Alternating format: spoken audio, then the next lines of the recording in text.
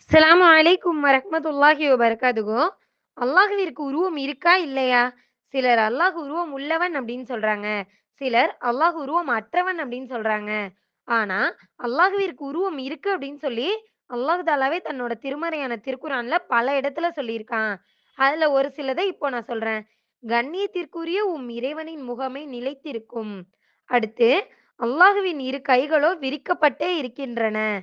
இன்னும் அவனைப் போல் எப்பொருளும் இல்லை. அவன்தான் அனைத்தையும் செவியேற்பவன் அப்படின்னு அல்லாஹ் தஆலா தன்னோட உருவங்கள் குறித்து குரான்ல நெறைய இடத்துல சொல்லியிருக்கான். அல்லாஹ் தஆலா தன்னோட உருவங்கள் குறித்து சொல்லியிருக்கிறதுனால, அவன் அப்படி இருப்பான், இப்படி இருப்பான்னு நம்ம கற்பனை செஞ்சு பார்க்கக்கூடாது.